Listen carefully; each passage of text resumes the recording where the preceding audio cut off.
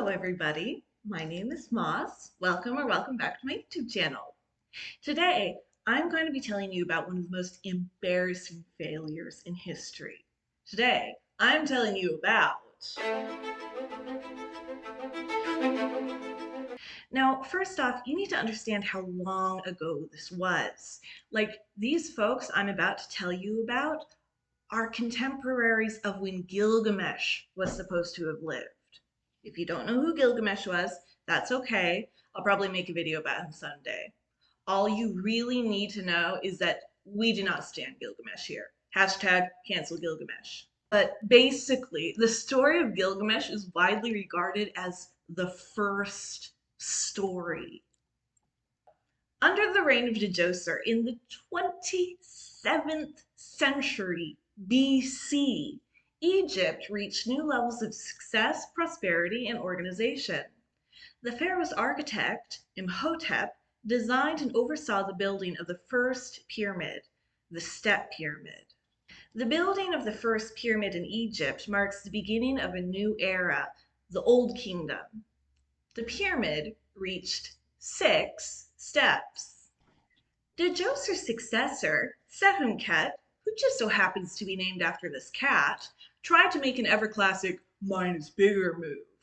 Sekhemkhet planned his own pyramid, reaching 7 layers instead of Djoser's puny 6.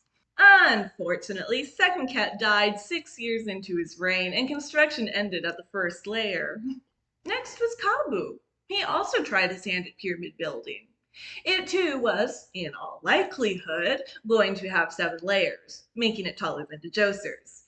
It too was never completed. The final pharaoh of the 3rd dynasty is King Huni. Huni tried his hand at pyramid building too. The Meidum Pyramid, which Huni shockingly never completed, would have had 8 steps. Luckily for Huni's legacy, the Meidum Pyramid was completed by the first king of the 4th dynasty. Quote, "The 4th dynasty is mostly distinguishable from the 3rd dynasty, mostly because the 4th dynasty pharaohs finally got the pyramid thing right." Susan Wise Bauer, History of the Ancient World. Our next pharaoh, Snefru, started off with a bang.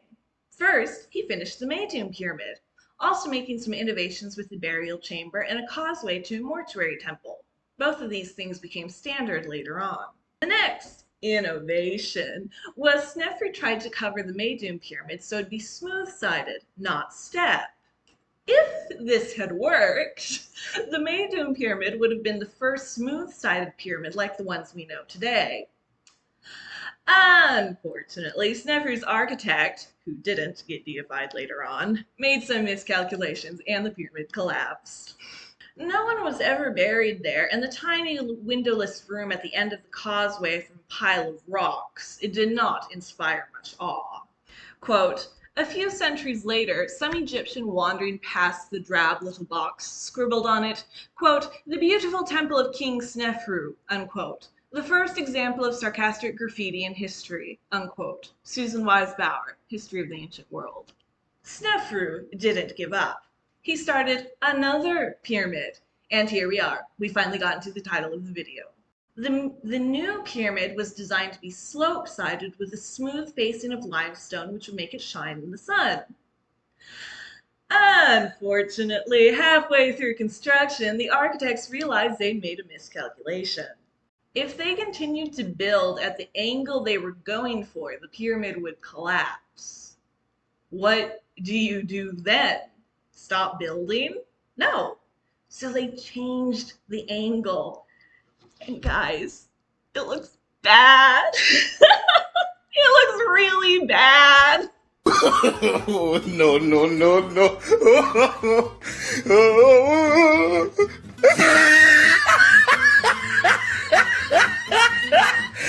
The bent pyramid was completed, but never used.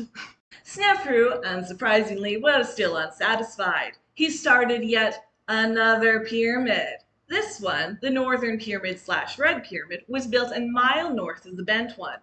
It is wider, broader, stockier, and shorter than the pyramids that came after. But what's cool though is Snefru's architect's last attempt was so well thought out that even now over 4,000 years later, no cracks have appeared in the walls or ceilings of chambers inside the pyramid that lie beneath 2 million tons of stone.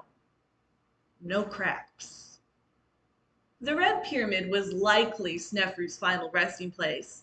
We don't know for sure though, because when archaeologists found a body inside the pyramid, they shipped it off to the British Museum like the colonizers they were. Sadly, it was lost along the way and never found again. Something fun to know though is despite Sneferu's many failures, his son Khufu was the one who built the Great Pyramid and the three other smaller ones. Have you ever seen a photo of the pyramids of Egypt? You likely saw these pyramids. Okie dokie. Thank you so much for watching my video. In the comments down below, tell me your favorite embarrassing failure in history.